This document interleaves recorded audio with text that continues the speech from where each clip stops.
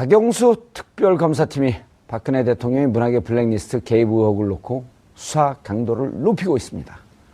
문체부 관계자로부터 관련 진술을 확보한 것을 물론 김기춘 전 실장과 조윤선 전 장관을 소환해 대통령 개입 여부를 집중 추궁 중인데요. 이와 관련해 전문가 세 분 모시고 말씀 나눠보도록 하겠습니다. 김대현 주간조선 기자 나오셨습니다. 네, 안녕하세요. 예, 그냥 평기자예요, 아니면 높은 기자예요? 평기자입니다. 평기자예요? 네네. 예. 평등한가요, 주간조선은? 평등하고요. 또 자유롭습니다. 근데 왜 이렇게 욕을 먹어요, 조선일보는? 전 주간조선에 일하고 있습니다. 네. 자, 배승희 변호사 모처럼 자리하셨습니다. 네, 안녕하세요. 예. 그리고 허성무 청와대 비서관, 현직 교수 자리하셨습니다. 예, 반갑습니다. 전직 교수입니다. 전직 교수예요? 오늘 표정이 참 좋으세요? 우리 여기 출연료 많이 줘서 기분 좋으세요? 모든 게 얘기하면 분위기가 좋습니다. 좋습니다. 근데 김 기자님. 네. 이렇게 제가 부드럽게 시작하는데 다른 조선 돌아가면 네네. 왜 정봉주는 김대현 조선일보 기자를 그렇게 비판하냐 이런 지적은 안 해요? 안 봐요, 아무도? 그런 지적에 대해서 들어본 적은 없습니다. 예. 다만 제가 느끼기에 정봉주의 품격 시대에는 나름의 품격이 있다. 와, 네. 저품격, 고품격. 분명히 얘기하세요. 앞으로 계속 전화할지 안 할지 지금 결정하는 중이에요. 네. 정봉주만의 품격이 있다. 이렇게 생각합니다. 좀 씹는 것 같아요. 자, 블랙리스트. 네. 블랙리스트가 특검이 4팀이 있어요. 네네. 예, 1팀이 세월호. 그 다음에 2팀이 블랙리스트. 네. 3팀, 4팀이 기업수사. 근데 원래 이 세월호 쪽으로 가려고 했다가 헌재에서 세월호를 열심히 하니까. 네네. 여긴 블랙리스트는 사실은 관심 있긴 했지만 성과가 나오니까 집중하고 있는 것 같거든요.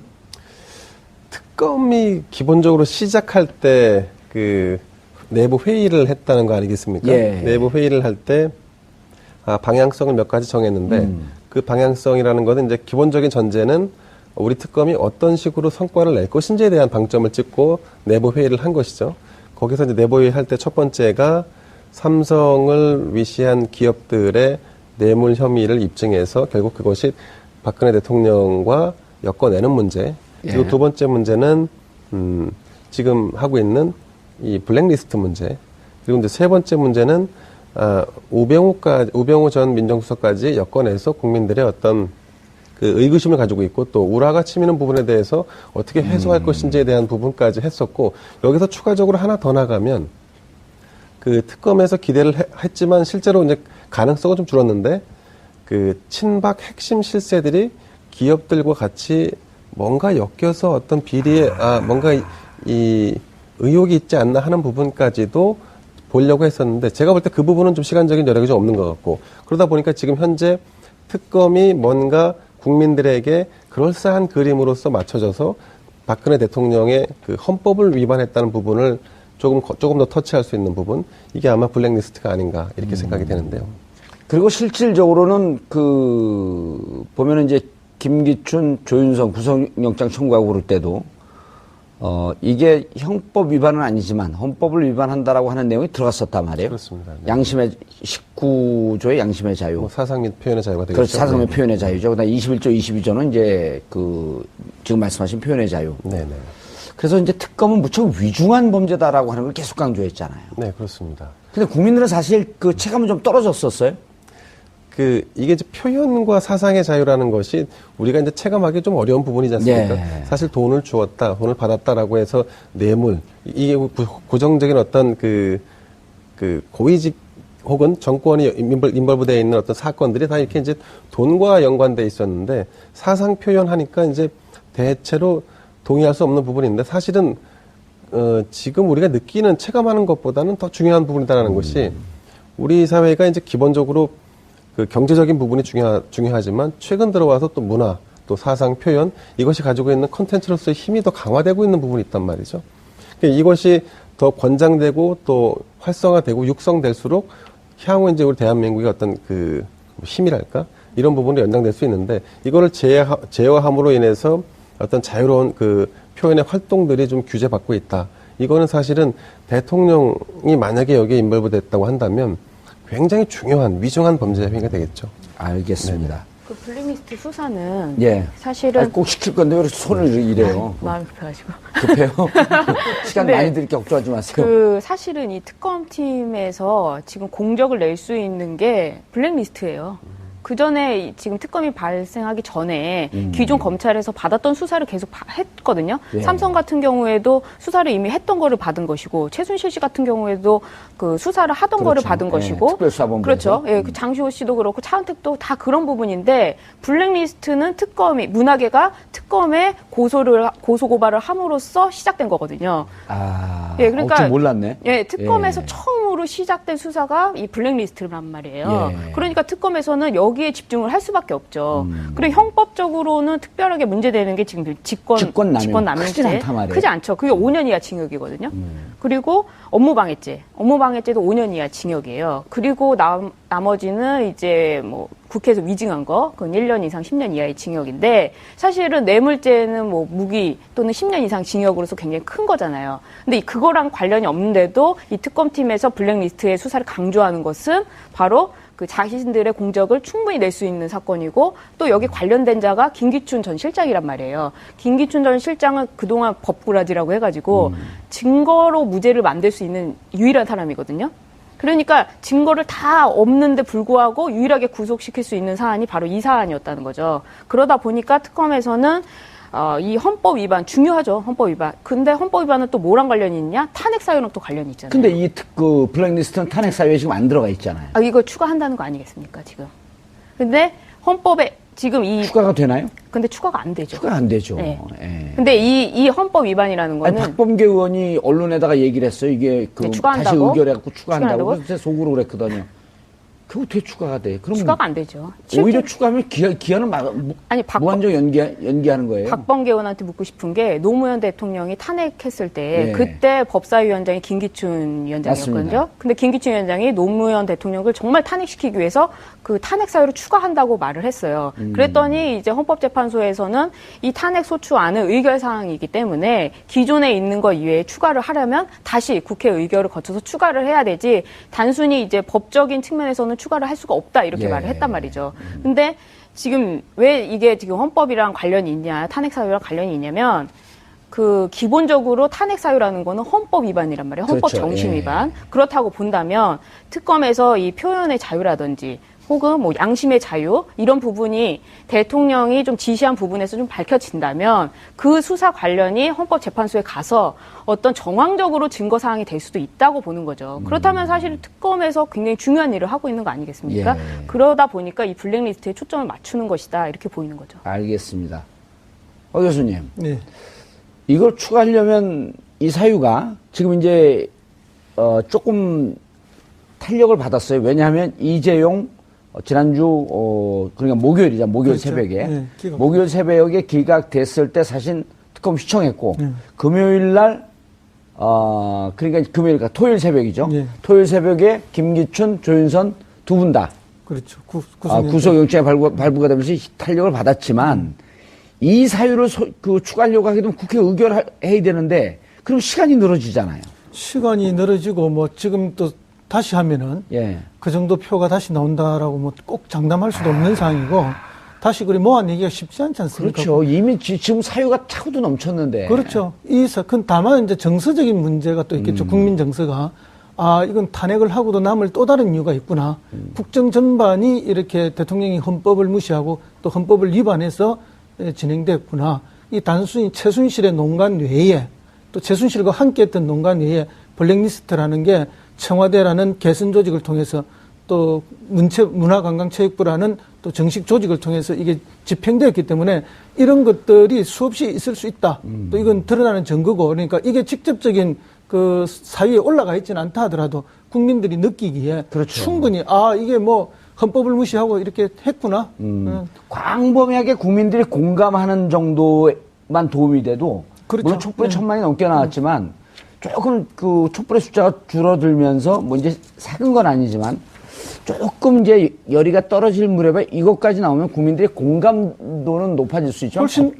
훨씬 높아지고 이제 기존에 있는 탄핵 그 소추안 그것만 의결된 안만 해도 차고 넘치기 때문에 뭐 인용되는 거에 대해서 지금 뭐 거의 걱정하는 분은 없는 것 같고요. 다만 이제 국민들의 공감이 계속 중요하지 않습니까? 이제 거리에 꼭 나와야만 공감이 큰 건 아니지 않습니까? 그럼요. 그리고 실제 이제 대부분의 국민들이 헌법재판소에서 제대로 하겠구나 하는 이런 생각을 가졌기 때문에 믿고 기다리는 분이 많죠. 그러니까 실제 이제 매주 나가는 사람도 있지만 뭐 2번, 3번 나가는 사람도 있고 이제는 뭐 날씨 때문에 안 노는 분도 있다 하지만 한번 지켜보자 하는 그런 분들도 많이 계시기 때문에 저는 뭐 국민적 열의가 식은 것은 전혀 아니다. 알겠습니다. 허 교수님. 네네. 첫 번째 감옥 간 게 몇 년도예요?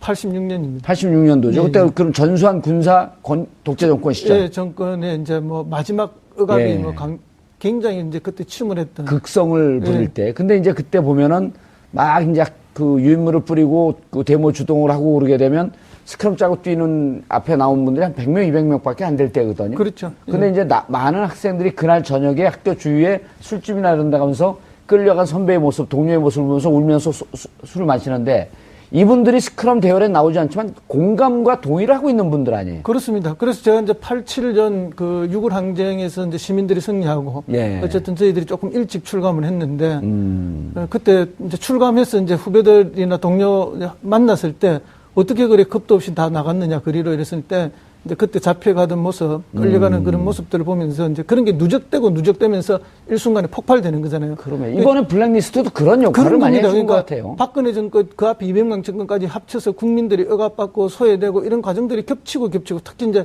세월호 때 굉장히 억압이 강한 거 아닙니까? 이런 여러 가지가 겹치다가 결정적인 순간에 이게 이제 터진 거거든요. 그래서 이제 지금 이야기하는 것이 이번을 계기로 그냥 단순한 정권 교체나 뭐 정치 교체 수준을 넘어서 그건 필요 조건이고 시대 교체까지 가자. 적폐를 청산하자는 요구가 이제 거기서 나오는 거죠. 배 변호사님. 예상했어요? 김기춘, 조윤선? 네, 저는 이분들은 구속될 거라고 생각을 했어요. 사실 공개적으로 물어보면 다들 답변 안 하고 꼭 혼자 물어보면은 지나고 나선 다 예상을 했대요. 그런가요? 우리 그때 여기 평론가들 나왔을 때요. 금요일 날, 지난주 금요일 날 예측했냐는 게 아무도 답변 안 해요. 그래서 저 혼자 2대0이나 1대1 두 명 다 구속되거나 둘 중에 하나는 반드시 구속될 것이다. 근데 이재용 씨 그 기각되면서 위축불 됐어요.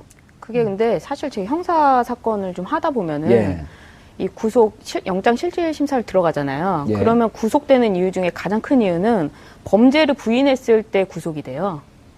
그러니까 범죄 혐의에 대해서 자신이 안 했다고 부인하는 경우에는 일반인 같은 경우에는 그냥 구속이에요. 이재용 씨도 부인했는데. 그러니까 이재용 씨 같은 경우에 굉장히 특이한 거죠. 사실은 430억. 이재용 씨가 특이한 거예요? 조희연 판사가 특이한 거예요? 제가 뭐 사법부에 대해서 판단을 이렇게 하는 것이 바른 건지 모르겠지만. 꼭 이렇게들 얘기해요. 변호사들 나오면. 모르겠지만 일반적인 법 상식에 의해서 판단되는 걸 봤을 때 굉장히 이례적인 기각 판결이다. 그렇죠. 냄새가 난다 그래요. 뭐 의례지 그리고 멋진 말 하지 말고. 또 그분한테 또 명예훼손 당할 수도 있어서. 아니 뭐 그래서 냄새가 난다는 게 무슨 명예훼손이에요? 근데 실질적으로 범죄를 부인하는 경우에는 굉장한 구속 사유. 왜냐하면 범죄를 부인하면 집에 가서 증거도 인멸할 것이고 그렇죠. 또 도망갈 우려가 있잖아요. 그 다 연결이 돼 있는 거거든요. 근데 보세요. 조윤선 문체부 장관 부인했어요. 계속 자기는 몰랐다. 그러니까 당연히 구속이죠. 그리고 김기춘 실장도 마찬가지 아니겠습니까? 범죄를 부인하고 증거 인멸한 게 너무 명확하고 이분들은 당연히 구속 사유에 해당이 되기 때문에 일반적인 절차에 의해서도 당연히 영장이 발부가 되는 건데 이재용 회장 같은 경우에는 430억 뇌물을 주고 또 정유라한테 특혜를 따로 줬음에도 불구하고 이거를 부인해서 기각했다는 거는 굉장히 그게 사실 특이한 판례죠. 그래서 여기서 이제 흔히 우리가 이야기하는 게 이제 정치 권력하고 경제 권력 중에서 이제 경제 권력이 더 커져 버렸다. 그래서 법원도 감히 경제 권력을 얻지 못하고 있는 것이 아닌가. 근데 감히 얻지 못하는 것이 아니라 경제 권력의 힘 앞에 눌려져 있는 또는 그 경제 권력의 혜택을 장기적으로 바라보는 그런 것들이 아닌가 해서 이제 뭐 많은 국민들이 참 이거 문제가 있는 사회 아니냐 그렇게 생각하는데 그럼에도 불구하고 법원의 의견은 존중돼야 하고 법원은 뭐 이렇게 제3의 신성불가침처럼 이야기하는데 법원 권력조차도 당연히 그 이야기도 맞지만 신성불가침의 그것은 아니지 않는가. 그것조차도 국민들로부터 위임된 권력이지 법원이 맞습니다. 무슨 뭐 하늘에서 뚝 떨어진 지 혼자만의 소도도 아니고 그래서 이번에 이제 이 판사의 이 결정에 대해서는 앞으로 좀 정밀한 국민적 검증이 좀 있어야 된다. 이게 그 율사들, 변호사들 얘기를 이제 최근에 많이 듣잖아요. 그럼 이런 얘기를 합니다. 특검이야말로 외부의 영향력으로부터 정말 자유롭다. 특검이야말로. 그러나 법원은 너무나 취약하다. 이런 얘기를 많이 해요. 그렇죠. 이제 법원도 뭐 저기 판사들이 퇴임 후에 또 다 자기 예. 인생 그 이절을 걱정하지 않습니까? 예. 그 뭐 자기가 계속 승진해서 뭐 지법원장도 되고 뭐 대법원 판사도 되고 이렇게 되면 이제 대법관도 되고 이러면 문제가 달라지지만 예. 대부분 또 중간에서 이제 옷을 벗고 부장 정도에서 나와야 되잖아요. 그럼 다음 또 삶을 준비해야 되는데 그게 변호사 개업 아닙니까? 예. 그 변호사 개업을 하게 되는데 뭐 로펌에 갈 수도 있고 뭐 혼자 개업할 수도 있고 또는 이런 대기업의 법무팀에 갈 수도 있고 다양한 경로들이 있지 않습니까? 알겠습니다. 그때 삼성 X파일 때도 그 이야기 많이 지적이 됐죠. 김용철 예. 변호사였죠. 그때 이제 네. 그때 담당했던 특검의 아들이 몇 년 지나서 삼성의 뭐 과장으로 특채가 됐다. 조준웅 검사. 저는 뭐 이름도 잘 모르는데. 예, 이렇게 보시면 되겠네. 그러면은 인생 후반전을 대비한 법테크다. 예, 뭐 장기 보험에 들었다. 뭐 그렇게 볼 수도 있는 거죠. 그런 의심을 국민들이 하는 거죠. 그렇죠. 의심하는 거죠. 그냥 뭐 우리가 증거 있이 얘기하지는 않았잖아요. 의심을 해볼 수 있겠다. 우스갯소리로 예. 이분 이제 영장 발부가 예. 삼성만 있는 게 아니라 지금 뭐 SK 그리고 뭐 이제 나머지 대기업들도 좀 있잖아요. 아, 법테크의 길이 열려 있다. 여러 가지 기업이 있더라. 알겠습니다. 여러 기업자가. 네. 아니 잠깐만 이런 예. 말씀드리면 방금 이게 무슨 말씀인가 하면은 뭐 저희 때 그 태풍 매미로 엄청나게 홍수가 났어요. 그래서 많은 피해가 생겼는데 이거를 이제 수습하려면 많은 예산을 투입해서 수습해야 되잖아요. 그래서 정말 사람들이 막 애달파하면서 어떻게 할 건지 발을 동동 굴렀는데 지방의 건설업자들은 좋아하는 거예요. 이렇게 막 하천이 무너지고 제방이 떠내려가고 이래야 자기들 일거리 생기는 공공사업이 시작돼야 그렇죠. 되니까. 예. 그러니까 이게 뭐 그 이야기를 들으면 이게 불같은 화가 나잖아요. 예. 공공성을 걱정하는 사람들은. 근데 이제 이 변호사들 업계도 마찬가지죠. 이런 큰 사건들이 많이 생기면은 자기들은 뭐 먹고 살 길이 많이 열리는 예. 거죠. 그게 현실적인 이야기인데 그럼에도 불구하고 최소한의 공공성을 못 지켜낸다면은 우리 사회에 정의가 없어지는 거죠. 얼마 전에 그 뭐 태극기 집회에서 어느 국회의원이 그 말을 정의라니 무슨 이야기냐 경제가 중요하지. 어떻게 이재용을 구속한다는 말이냐. 이런 취지의 말을 한 현 국회의원이 있지 않습니까? 그런 사고를 하는 분들이 현실적으로 있는 거예요. 알겠습니다. 다음에 떨어뜨리면 되죠. 뭐. 김 기자님. 네. 재밌어요? 그 김기춘 이제 특검 출범할 때 네. 김기춘 수사가 제일 어려울 것이다. 그 얘기를 했잖아요. 저는 우병우 수석의 수사가 제일 어려울 거라고 봤습니다. 특검 위에 계시네. 아, 뭐 특검 주변에 있습니다. 네. 근데 어쨌든 그 김기춘은 됐는데 네. 구속됐는데 바로 그날 그 다음 날인가 소환하니까 안 나왔어요. 네. 조윤선 장관은 2번 계속 나왔고 그리고 영장 실질 심사하고 그럴 때 스스로 그 방어하면서 울고 그랬다 그러던데 조윤선 장관은. 네네네. 저도 그 보도를 봤습니다. 네. 김기춘 그 비서실장은 특검에 왜 안 나왔죠? 첫날은? 그 조윤선 아직 마음의 준비가 안 됐었나요? 조윤선 장관과 김기춘 실장의 그 위치에 좀 문제가 있지 않나 싶은데요. 조윤선 장관은 김기춘 실장이 시켜서 했다고 하면 되는 거 아니겠습니까? 예.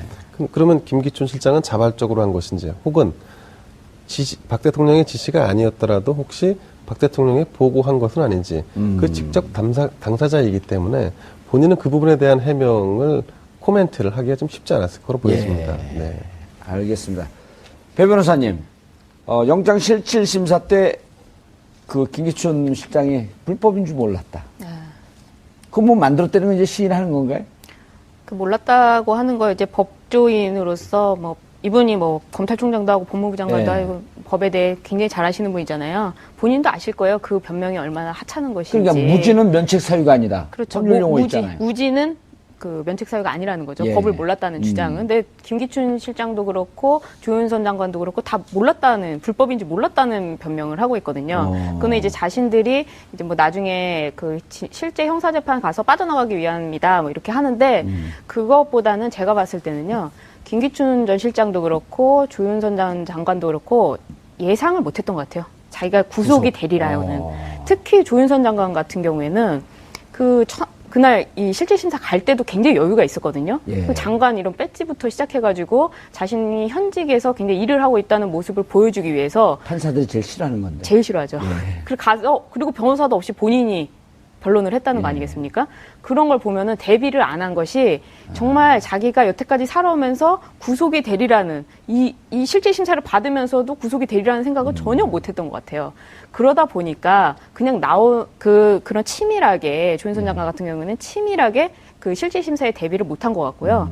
김기춘 전 실장 같은 경우에는 이분이 유신헌법도 다 만든 그렇죠. 그런 분 아닙니까? 이 법에 대해서는 정통하신 분이기 때문에 설사 구속이 되리라 한다 하더라도 자신은 증거로는 무죄가 될 수 있다. 약간 이런 판단까지는 하고 들어가셔서 지금 나오는 그 수사 기법을 보면은 지금 특검과도 굉장히 신경전을 벌이고 있는 것 같아요. 그래서 첫날, 다음날 안 나갔잖아요. 예. 몸이 아프다는 이유로. 준비가 안 된 건 아닌가요?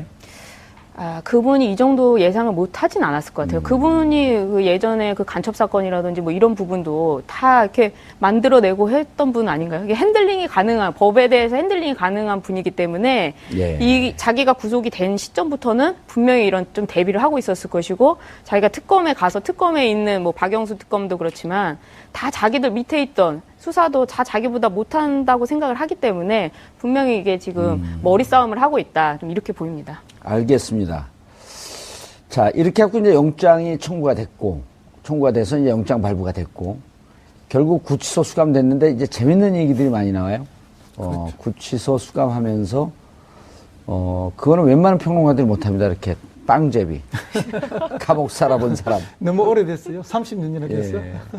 근데, 아이러니컬하게, 지금 구치소 모든 인권이 많이 좋아진 게 98년 구대중 대통령이 그렇죠. 당선이 예, 돼서 예.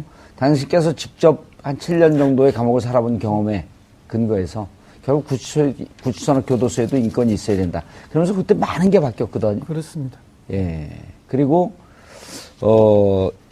이제 그 조윤선 장관은 사복을 입고 나왔잖아요. 예. 장시호 씨도 아들이 볼까봐 사복을 입고 나왔고 이게 그 전에는 불가능했었던 거 아니에요? 불가능하죠. 예. 예. 그런 절차를 만들면 사실은 그 교도관들이 굉장히 힘듭니다. 힘들죠. 예, 뭐 사복으로 갖다 다시 줘야 되고 다시 그걸 영치해 놔야 되고 이런 과정이 있기 때문에 번거롭고 참 골치 아프죠. 예. 그렇기 때문에 이제 과거에 뭐 인권이고 뭐 간략하고 관리주의 그런 교도 행정이 있었던 거 아닙니까?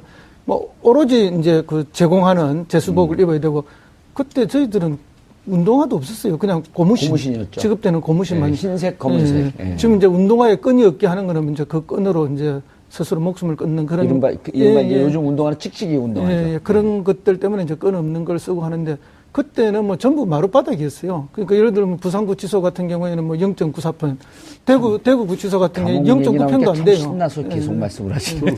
근데 오늘 발표 보니까 뭐 서울구치소는 그래도 1.02평인가 한 평이 넘더라고요. 예. 어쨌든 그런 좁은 공간들이고 그때는 뭐 다 퍼세식 화장실인데 지금은 어떻게 되는지 모르겠는데 겨울 되면은 이제 저도 막 얘기하고 싶어 죽겠어요. 창에 이제 창문이 없고 새창살만 있잖아요. 그리고 바깥바람이 그대로 소통되고 있기 때문에 이런 날씨면 이제 방 안에 그 주전자에 뜨는 물들이 꽝꽝 얼죠. 맞습니다. 근데 이제 페트병을 안고 잤다, 따뜻한 물. 그거는 이제 대단히 마음씨 좋은 교도관을 만난. 예. 근데 이제 교도관들이 이제 오후 6시나 7시 이후가 되면 이 상급자들이 다 퇴근해버리고 없고 그 사동은 자기가 전적으로 혼자 관리하고 있기 때문에 조금 마음씨 좋은 사람들, 학생들 또 정치범들한테 그런 따뜻함을 해줬던 교도관들도 많이 있죠. 아주 뭐 독한 그런 교도관을 빼고는 이제 그런 혜택을 받는데 지금은 거기다가 뭐 히터를 깔았다니까 거의 호텔이 된 거 아니에요. 예. 그리고 뭐 히터는 이렇습니다. 하루 종일 깔아주는 게 아니고 그 밤 시간에만. 예, 밤 시간에 심야 전략 싼 걸 이용해서 그렇죠. 예. 12시부터 6시까지. 그럼 이제 담요 쫙 덮어놓으면 따뜻합니다, 하루 종일. 예, 그때는 이제 뭐 마루에 담요 한 장 깔고 그 법무부 간인 찍힌 그 담요 있죠, 파란 담요. 배승희 변호사님도 변호사지만 몰라요, 이런 거. 아세요? 저는 이제 재소자들만 보기 때문에 예. 실제 상황은 경험을 못 해봐서 예. 경험하고 싶지도 않고. 구치소 각 사동이 그 고층이 아니고 뭐 2층 정도니까. 1층, 2층이잖아요. 예, 1층에 있는 사람 여름 되면 괴롭죠. 화장실 냄새가 아주 심하게. 아니, 그만하세요, 이제. 아니, 여기서 이제 지금 수의를 입고 나오지 않고 네. 사복을 입고 나오는 건 이제 우리가 사실은 이런 건 알아야 되거든요. 그렇죠. 혹시 사람들이 살다가 실수해서 들어가도 대법원 확정 판결 나기 전까지는 무죄 추정의 원칙이기 때문에 그때 죄가 있는 거 피고가 된 거거든요. 근데 이제 이게 아주 공교롭게도 98년도에 이게 그 위헌으로 판단이 나면서 이제 헌재에서 바뀌었는데 이 문제 제기를 한 사람이 서준식이란 분이에요. 그렇습니다. 인권운동 사랑방을 했던. 예, 예. 그분이 유신 때. 김기춘 대공국장 때 제일 교포 대학생 간첩단 예. 조작 사건으로 그렇죠. 감옥에 들어갔다가 예. 그 형은 뜨거운 물 뒤집어 써서 화상 입고. 예. 근데 이분이 결국 재심에서 무죄가 됐단 말이에요. 자기가 조작해갖고 간첩을 만들어 놓은 그 사람의 인권 투쟁을 통해서 만들어진 그 교도소의 택을 김기춘 실장이 지금 보고 있다. 보고 있죠. 최대의 수혜자죠. 최대 수혜자다. 네. 자기가 이제 과거에 공작 정치로 정권 예. 안보를 위해서 정권 유지를 위해서 했던 그런 간첩 조작 사건 아닙니까? 물론 이분이 한 사건 중에 여러 가지 조작이 이미 밝혀졌고. 예, 23건이 예, 밝혀졌습니다. 사실은 이제 완전히 밝혀지진 않았지만 사실은 농심 사건이라는 게, 삼양 라면 사건이라는 게 있긴 있어요. 뭐 그건 구체적 증거가 없어서 제가 말씀 못 드리는데 주장은 여러 개가 있죠. 그 삼양 늘 1등을 달리던 삼양이 우지 파동으로 2등이 돼버리고 농심이 이제 영원한 1등을 하고 있는데 그때 이제 검찰총장을 김기춘 씨가 했고 그리고 그 사건이 끝난 이후에 그때 이제 구속됐던 6명의 그 직원들이 삼양사 직원들이 전원 무죄로 대법원에서 판결이 났어요. 그래가 나왔는데 그 이후에 이제 공직에서 물러난 김기춘 전 비서실장이 그 농심에 경쟁사였던 농심에 법률 고문으로 들어가 있었던 거죠. 예, 그리고 이제 비서실장 갈 때만 잠시 빠졌다가 실장 마치고 나서 다시 했어요. 농심에? 예, 이번에 이 사건이 터지면서 이제 연장이 안 된 거죠. 그래서 이제 그 부분에 대해서도 엄청난 의혹을 제기하는 사람들이 많이 있습니다. 예. 그런데 확실히 입증이 안 됐기 때문에. 알겠습니다. 설이다는 말씀입니다. 알겠습니다. 다 해놓고 꿈이었습니다 이런 거나 똑같아.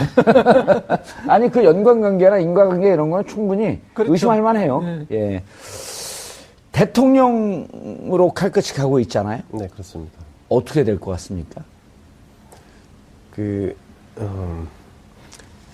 지금 증언이 나오고 있잖아요. 대통령이 직접 지시였었다라고 하는 증언들이.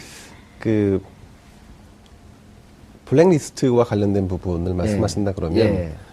이 헌재에서 이 부분이 지금 중요 사안으로 다뤄지는 것이 아니기 때문에 예. 이거는 이제 이를테면 헌재의 탄핵이 탄핵안이 인용되냐 안 되냐의 문제와는 좀 별개로 박근혜 대통령이 이걸 만약에 직접적으로 지시했다 그러면 예. 이 부분이 탄핵 인용 이후에 구속의 중대한 사유 중에 하나로 작용할 거죠. 수 있겠죠. 예. 그리고 또 여러 민심을 환기시키고 이 범죄 사실에 대해서 조금 더 경각심을 가질 수 있도록 만드는 데는 작용할 것으로 보여집니다. 그런데 김종 전 차관이 지금 구속되어 있는데 네. 김기춘 실장이 장관을 제치고 직보하라라고 하는 그런 증언을 했단 말이에요. 김종 전 차관은 제가 사실은 한양대 체육학과에 계실 때 예. 취재원과 이 취재 기자로서 이렇게 서로 만나고 했던 분인데 예. 잠깐 그 일화를 좀 소개하자면 구속되시기 전에 인터뷰를 요청했었는데 예. 제가 인터뷰 전제 조건이 뭐였냐면 최순실을 모른다라고 말씀하셨기 때문에 그럼 김종 차관이 얘기하는 최순실이 모른다라는 것이 사실이라 그러면 당신의 말을 다 신뢰할 수 있다. 그래서 인터뷰를 추진을 하는 와중에 소환이 됐고 그리고 바로 구속이 됐습니다. 예. 근데 제가 지금에 와서 돌이켜보건데 만약에 그때 김종 차관의 말을 믿고 그대로 인터뷰를 해서 치렀다 그러면 대단히 큰 오보를 할 뻔했다. 예. 잘리지 않았을까요? 아마 반성문을 크게 썼을 겁니다. 네, 그렇습니다. 대통령이 이제 이렇게 증언들이 막 나옵니다, 배 변호사님. 그리고 김기춘 실장도 계속 몰랐다고 하는데 어쨌든 두 명 다 이제 위증은 피할 수 없게 돼 있는 거 아니에요? 그렇죠. 지금 몰랐다고 주장을 하는데 실제로 유진용 장관이 오늘 특검에 출석하면서 기자들 앞에서도 이야기를 했죠. 그리고 박 대통령에게 말씀을 드렸다. 블랙리스트에 대해서는 말씀을 드렸다고 했는데 박 대통령이 그걸 무시하고 또 결국에는 자기의 장관 자리도 내놓게 되지 않았습니까? 예. 그런 점에서 봤을 때 사실은 한 사람 피고인이라고 볼 수 있는 박 대통령, 대통령께서 이걸 하지 않았다 하더라도 주변 관련자들의 객관적인 증거 그리고 블랙리스트가 있었다는 사실 그리고 이걸 작성한 사람들 문체부에 있는 직원들이라든지 그리고 청와대 정무수석실에 있는 지금 구속된 신동철 전 국민소통 비서관이라든지 이런 분들의 객관적인 증거가 있기 때문에 박 대통령이 이거를 특검에서 나중에는 피하기는 좀 어렵지 않겠느냐. 다만 이제 특검에서 실제로 박 대통령을 대면 조사할 수 있는지 여부는 탄핵 심판의 그 여부와 관련이 있다고 보는데 탄핵 심판에서 2월 전에, 2월 중순 전에 빠르게 인용 결정이 내려지면 그 즉각 바로 피의자 신분으로 될 수 있지 않겠습니까? 예. 그렇게 본다면 이제 그때는 대면 조사가 되겠지만은 지금 자체로 탄핵 심판이 좀 늦어지기라도 한다면 특검에서 실제로 대통령을 이 블랙리스트 관련과 그 블랙리스트와 관련해서 대면 조사까지는 좀 어렵지 않겠느냐 이렇게 예. 보는 거죠. 그런데 김기춘 실장이 2014년 4월 16일 세월호 그 참사한 이후에 승마 의혹으로 직접 인터뷰를 해서 세월호 사건을 덮어라. 이렇게 지시했다라고 하는 그 김종 차관의 증언이 나온단 말이에요. 언론 보도를 통해서. 근데 이제 안민석 의원은 본인이 이 사건의 최대 전문가인 양 하면서 4월 8일 날 자기가 대정부 질의하면서 이 승마협회의 비리에 대해서 얘기를 했고 이게 세월호 참사 때문에 덮였다. 이 얘기가 그때 계속했으면 국정농단을 막을 수 있었다. 근데 김기춘 실장도 안민석 의원을 도와주려고 그랬는지 어쩐지 모르지만 이걸 언론에 대고 인터뷰를 해라. 그렇죠. 예. 네. 그게 이제 뭐 이슈는 이슈로 덮으라 하는 예, 그런 사건은 사건으로 덮는. 예, 전형적인 이제 프레임을 전환해 나가는 예. 그런 건데 이제 이게 사실은 이제 공작 정치의 대가들이 잘 쓰는 방법 중에 하나 아닙니까? 사실은 이제 이게 전문가들이죠. 이런 걸. 그렇죠. 김기춘 실장은 뭐 이런 거를 유신 정권에서부터 늘 해왔던 최고의 전문가 아닙니까? 그 더 큰 게 하나 있죠. 초음복집 사건이라고 부산서 우리가 남이가 예. 이 사건 터졌을 때도 그런 그 지역 감정을 조장하고 강권 선거를 하는 본질은 해버리고 숨겨버리고 거꾸로 뭐 이렇게 공작 정치 뭐 이렇게 해서 몰아가서 도청 문제로 프레임을 전환시켜 버리지 않습니까? 예. 본말을 전도시켰던데 이제 당연히 이분은 이렇게 할 수밖에 없는 사람 아닌가? 그만큼 뛰어난 사람이다 감각이. 예. 그리고 실제 그때 그렇게 진행을 했죠. 그렇죠. 기자회견도 하고. 허 교수님, 근데 사건을 덮어라면서 2014년 이제 세월이 흐른단 말입니다. 2014년 말 되면 이제 블랙리스트 작성이 본격적으로 진행되는 시점. 네. 그때 조윤선 문체부 장관은 청와대 정무수석, 정무수석으로 들어가죠. 김기춘 비서실장. 그런데 특별검사팀이 지금 뭘 파악을 했냐면 김종덕 문화체육부 장관이 블랙리스트 관련에 대해서 대통령에게 직접 현안 보고로 수시로 했다. 대면 보고를 했다. 이런 지금 증언들이 나오고 있거든요. 대면 보고를 별로 좋아하지 않는 대통령께서 블랙리스트에 대해서는 직접 대면 보고를 했다는 증언이 나온 거예요. 그러니까 깜짝 놀란 거죠.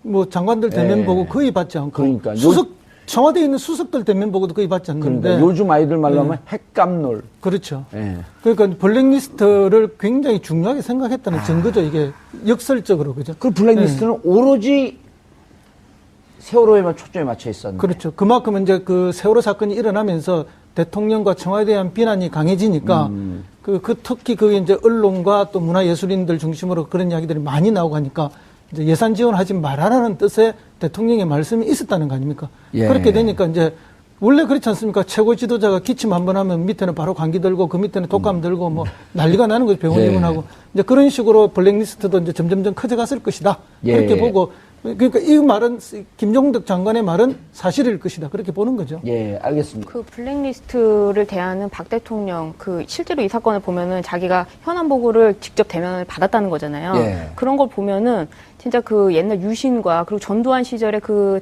정치를 답습하는 것 같아요. 지금 그 미디어의 영향으로서 자신의 어떤 보수 정부 혹은 자신의 어떤 지지도를 확보하기 위해서 반대파들에 대해서는 지원을 끊으면서 그 반대파들이 설 수 없는 자리를 만들어버린다는 거 아니겠습니까? 그렇죠. 예. 이제 그 정도로 대통령의 그 시각이라는 게 이미 뭐 80년대, 70년대 그 시절에 멈춰 있다는 거죠. 알겠습니다. 그 부분에 대해서는 박근혜 대통령이 지지율에 민감했다. 그 부분은 분명한 사실인 게요. 그 대통령이 되기 전 후보 시절에 이제 그 소위 말해서 그 선생님들을 두고 뭐 각 분야의 그 수업을 받지 않습니까? 그럼 예컨대 복지면 복지 전문가를 모셔서 거기에 대해서 단기 이제 숙성 교육을 하는데, 근데 대통령이 다 수업을 듣고 나서 모 인사의 말씀인데 말이죠. 수업을 다 듣고 나서 그러면 이제 질문하실 게 있느냐고 해서 질문을 여쭤보면 박 대통령 그러면 이 정책을 하면 여론이 내 편이 됩니까? 나에게 좋아집니까? 우호적으로 바뀝니까? 근데 이분의 말씀은 이런 정책이 올바르다 그르다 이런 정책의 방향성을 얘기한 것인데 이 정책을 여론조사와 결부해서 이렇게 질문을 하는 거에 대해서 좀 안타깝다는 말씀을 좀 저한테 하신 적이 있습니다. 네. 박 대통령 측이 블랙리스트를 작성 지시한 적 없고 블랙리스트 의혹 제기한 언론과 특검의 법적 민형사상 법적 대응할 것이다. 가장 강력하게 나왔어요. 세월호 때도 이런 얘기를 안 했었거든요. 조윤선 전 장관이 그랬고요. 김기춘 전 실장이 그랬고요. 박근혜 대통령이 그럴 것이다라고 예측을 했죠. 당연히 그래? 이런 대응을 하겠죠. 단계적으로 방어막을 구사하지 않으면 끊고 갈 수 없기 때문에. 다만 이게 성공하기 참 어려운 부분은요. 예. 권력을 가진 사람이 어느 적정선에서 선을 긋고 이 선은 아니다라고 할 경우에 대부분 무너집니다. 예. 근데 이게 명예훼손이랑 손해배상을 청구한 사안이거든요. 청구를 하겠다는 거거든요. 대통령이 과연 이 블랙리스트 작성 의혹에 대해 뉴스가 나왔다고 해서 금전적으로 얼마를 손해를 입었느냐. 이거를 어떻게 이해하시네. 평가를 할 수가 예. 있겠습니까? 오히려 국민들이 더 손해를 입은 거예요. 정신적인 피해를. 대언론 그렇죠. 그 작업을 하고 있는 거다. 작업이다. 그리고 아하. 이 부분에 대해서는 박 대통령 측이 정말 그 탄핵 사유에 대해서 지금 탄핵 절차에 대해서 단 하나의 반성도 없는 태도가 나온 것이 이걸 보도한 언론을 지금 대응할 때가 아니지 않습니까? 대국민들 앞에 나와서 사과를 하고 자신의 이런 부분에 작성을 관여하지 않았다. 문화 융성에 대해서 열심히 했다. 이렇게 나와야 되는 부분인데 지금 이거를 또 법적인 측면으로 간다는 것은 그야말로 파렴치한 것이고 그리고 대통령의 직을 놓지 않겠다는 그런 의미로 보여집니다. 알겠습니다. 허 교수님 간단하게 진술이 바뀔까요? 김기춘 실장과 그 조윤선 장관이? 예, 저는 조윤선 장관은 진술이 좀 바뀔 수가 무너질 있다. 수 있겠다. 예. 왜냐하면 지금 태도가 예. 자기는 절대 모른다는 이야기는. 예, 그 위로 밀어버리는 예, 너무너무 겁니다. 바빴다.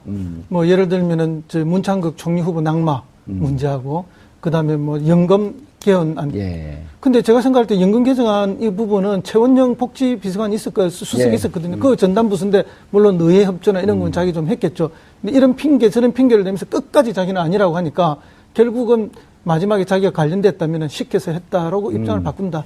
알겠습니다. 블랙리스트가 김기춘, 조윤선 두 분이 구속되면서 좀 더 탄력을 받는 형국입니다. 대통령의 턱끝까지 간 특검의 칼날 어떻게 될지 계속 지켜보겠습니다. 한 발 더 깊이 들어가는 시사분석, 여러분은 지금 생방송으로 진행하는 정봉주의 품격시대와 함께하고 계십니다. 있다 하지만 한번 지켜보자 하는 그런 분들도 많이 계시기 예. 때문에 저는 뭐 국민적 열의가 식은 것은 전혀 아니다. 알겠습니다. 허 교수님, 네네. 첫 번째 감옥 간 게 몇 년도예요? 86년입니다. 86년도죠. 예, 그때 그럼 전수한 군사 독재 정권 시절. 예, 정권의 이제 뭐 마지막 억압이 예. 굉장히 이제 그때 침울했던. 극성을 부릴 예. 때. 근데 이제 그때 보면은 막 이제 그 유인물을 뿌리고 그 데모 주동을 하고 그러게 되면 스크럼 짜고 뛰는 앞에 나온 분들이 한 100명, 200명밖에 안 될 때거든요. 그렇죠. 근데 예. 이제 많은 학생들이 그날 저녁에 학교 주위에 술집이나 이런 데 가면서 끌려간 선배의 모습, 동료의 모습을 보면서 울면서 술을 마시는데 이분들이 스크럼 대열에 나오지 않지만 공감과 동의를 하고 있는 분들 아니에요. 그렇습니다. 그래서 제가 이제 87년 그 6.1 항쟁에서 이제 시민들이 승리하고 예. 어쨌든 저희들이 조금 일찍 출감을 했는데 그때 이제 출감해서 이제 후배들이나 동료 만났을 때 어떻게 그래 겁도 없이 다 나갔느냐 거리로 이랬을 때 이제 그때 잡혀가던 모습, 끌려가는 그런 모습들을 보면서 이제 그런 게 누적되면서 일순간에 폭발되는 거잖아요. 그러면 이번에 블랙리스트도 그런 역할을 그런 많이 겁니다. 해준 것 그러니까 같아요. 박근혜 정권 그 앞에 200명 정권까지 합쳐서 국민들이 억압받고 소외되고 이런 과정들이 겹치고 특히 이제 세월호 때 굉장히 억압이 강한 예. 거 아닙니까? 이런 여러 가지가 겹치다가 결정적인 순간에 이게 이제 터진 거거든요. 그래서 이제 지금 이야기하는 것이 이번을 계기로 그냥 단순한 정권 교체나 뭐 정치 교체 수준을 넘어서 그건 필요 조건이고 시대 교체까지 가자. 적폐를 청산하자는 요구가 이제 거기서 나오는 거죠. 예. 배 변호사님. 네. 예상했어요? 김기춘, 조윤선? 네, 저는 이분들은 구속될 거라고 생각을 했어요. 사실 공개적으로 물어보면 다들 답변 안 하고 꼭 혼자 물어보면은 지나고 나선 다 예상을 했대요. 그런가요? 우리 그때 여기 평론가들 나왔을 때요. 금요일 날, 지난주 금요일 날 예측했냐는 게 아무도 답변 안 해요. 아, 그 저 혼자 2대0이나 1대1 두 명 다 구속되거나 둘 중에 하나는 반드시 구속될 것이다. 그게 근데 이재용 씨 그 기각되면서 위축불 됐어요. 근데 사실 제 형사 사건을 좀 하다 보면은 예. 이 영장실질심사를 들어가잖아요. 예. 그러면 구속되는 이유 중에 가장 큰 이유는 범죄를 부인했을 때 구속이 돼요. 그러니까 범죄 혐의에 대해서 자신이 안 했다고 부인하는 경우에는 일반인 같은 경우에는 그냥 구속이에요. 이재용 씨도 부인했는데. 그러니까 이재용 씨 같은 경우에 굉장히 특이한 거죠. 사실은 430억. 이재용 씨가 특이한 거예요? 조희연 판사가 특이한 거예요? 제가 뭐 분명히 얘기하세요. 사법부든지 혹은 뭐 양심의 자유 이런 부분이 대통령이 좀 지시한 부분에서 좀 밝혀진다면 그 수사 관련이 헌법재판소에 가서 어떤 정황적으로 증거 사항이 될 수도 있다고 보는 거죠. 그렇다면 사실 특검에서 굉장히 중요한 일을 하고 있는 거 아니겠습니까? 예. 그러다 보니까 이 블랙리스트에 초점을 맞추는 것이다 이렇게 보이는 거죠. 알겠습니다. 교수님. 네.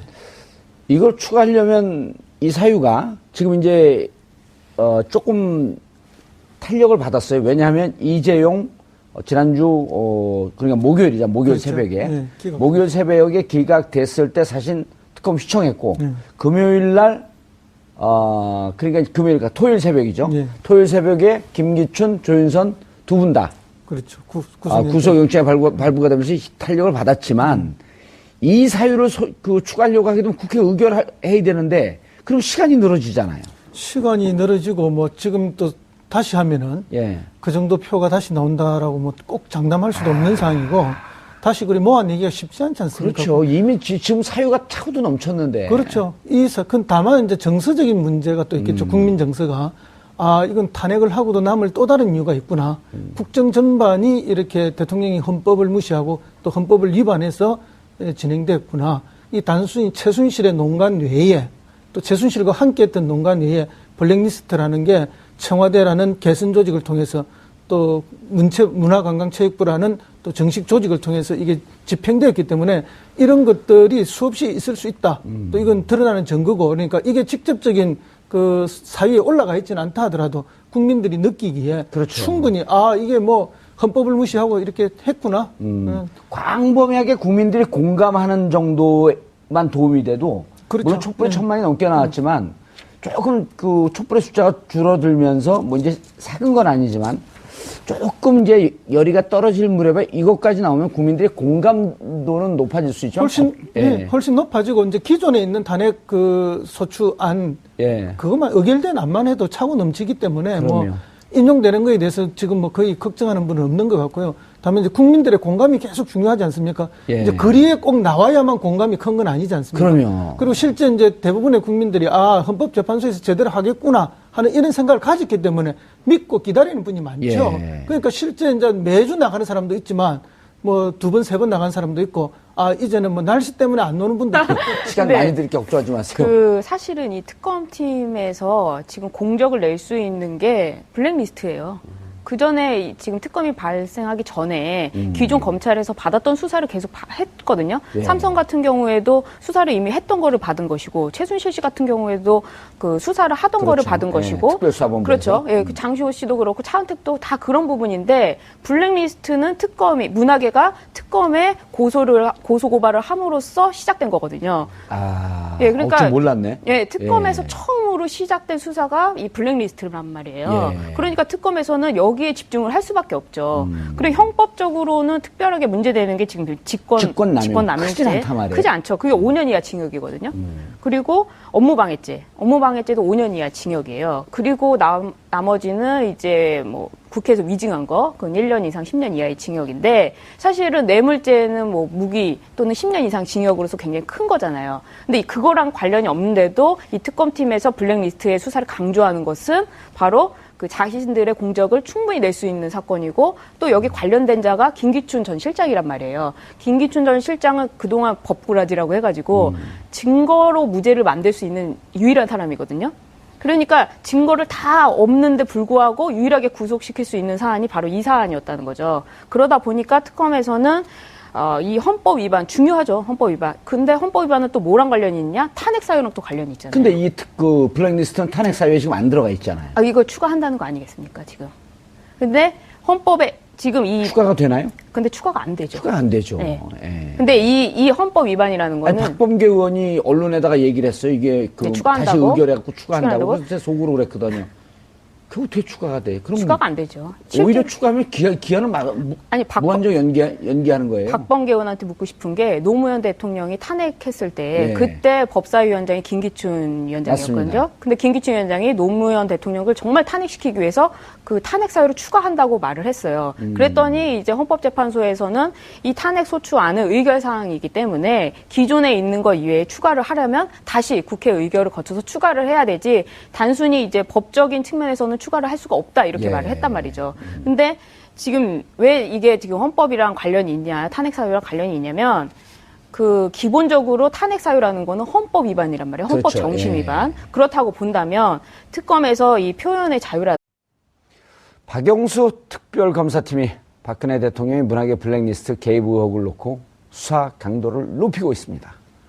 문체부 관계자로부터 관련 진술을 확보한 것을 물론 김기춘 전 실장과 조윤선 전 장관을 소환해 대통령 개입 여부를 집중 추궁 중인데요. 이와 관련해서 전문가 세 분 모시고 말씀 나눠보도록 하겠습니다. 김대현 주간조선 기자 나오셨습니다. 안녕하세요. 예, 그냥 평기자예요, 아니면 높은 기자예요? 평기자입니다. 평기자예요? 네네. 예. 평등한가요, 주간조선은? 평등하고요. 또 자유롭습니다. 근데 왜 이렇게 욕을 먹어요, 조선일보는? 전 주간조선에 일하고 있습니다. 자, 배승희 변호사 모처럼 자리하셨습니다. 네, 안녕하세요. 예. 그리고 허성무, 청와대 비서관, 현직 교수 자리하셨습니다. 예, 반갑습니다. 전직 교수입니다. 전직 교수예요? 오늘 표정이 참 좋으세요? 우리 여기 출연료 많이 줘서 기분 좋으세요? 모든 게 얘기하면 분위기가 좋습니다. 좋습니다. 근데 김 기자님. 네. 이렇게 제가 부드럽게 시작하는데 다른 그 조선 돌아가면 네네. 왜 정봉주는 김대현 조선일보 기자를 그렇게 비판하냐 이런 지적은 안 해요? 안 봐요, 아무도? 그런 지적에 대해서 들어본 적은 없습니다. 예. 다만 제가 느끼기에 정봉주의 품격 시대에는 나름의 품격이 있다. 와, 네. 저품격, 고품격. 분명히 얘기하세요. 앞으로 계속 전화할지 안 할지 지금 결정하는 중이에요. 네. 정봉주만의 품격이 있다. 이렇게 생각합니다. 네. 좀 씹는 것 같아요. 자, 블랙리스트. 블랙리스트가 특검이 4팀이 있어요. 네네. 예, 1팀이 세월호. 그 다음에 2팀이 블랙리스트. 네. 3팀, 4팀이 기업수사. 근데 원래 이 세월호 쪽으로 가려고 그러다가 헌재에서 세월호를 열심히 하니까. 네네. 여긴 블랙리스트는 사실은 관심 있긴 했지만 성과가 나오니까 집중하고 있는 것 같거든요. 특검이 기본적으로 시작할 때 그 내부 회의를 했다는 거 아니겠습니까? 예. 내부 회의를 할 때 방향성을 몇 가지 정했는데 그 방향성이라는 것은 이제 기본적인 전제는 우리 특검이 어떤 식으로 성과를 낼 것인지에 대한 방점을 찍고 내부 회의를 한 것이죠. 거기서 이제 내부 회의 할 때 첫 번째가 삼성을 위시한 기업들의 뇌물 혐의를 입증해서 결국 그것이 박근혜 대통령과 엮어내는 문제. 그리고 예. 두 번째 문제는 지금 하고 있는 이 블랙리스트 문제. 그리고 이제 세 번째 문제는 우병우 전 민정수석까지 엮어내서 국민들의 어떤 그 의구심을 가지고 있고 또 우라가 치미는 부분에 대해서 어떻게 해소할 것인지에 대한 부분까지 했었고 여기서 추가적으로 하나 더 나가면 그 특검에서 기대를 했지만 실제로 이제 가능성은 좀 줄었는데 그 친박 핵심 실세들이 기업들과 같이 뭔가 엮여서 어떤 비리에 뭔가 이 의혹이 있지 않나 하는 부분까지도 보려고 했었는데 제가 볼 때 그 부분은 좀 시간적인 여력이 좀 없는 것 같고 그러다 보니까 지금 현재 특검이 뭔가 국민들에게 그럴싸한 그림으로서 맞춰져서 박근혜 대통령의 그 헌법을 위반했다는 부분을 조금 더 터치할 수 있는 부분 이게 아마 블랙리스트가 아닌가 이렇게 생각이 되는데요. 그리고 실질적으로는 보면은 이제 김기춘, 조윤선 구속영장 청구하고 그럴 때도 이게 형법 위반은 아니지만 헌법을 위반한다라고 하는 내용이 들어갔었단 말이에요. 그렇습니다. 네. 양심의 19조의 양심의 자유. 사상 및 표현의 자유가 되겠죠. 그렇죠. 사상 및 네. 표현의 자유죠. 그다음 21조, 22조는 이제 지금 말씀하신 표현의 자유. 네네. 그래서 이제 특검은 무척 위중한 범죄다라고 하는 걸 계속 강조했잖아요. 네, 그렇습니다. 근데 국민들은 사실 그 체감은 좀 떨어졌었어요.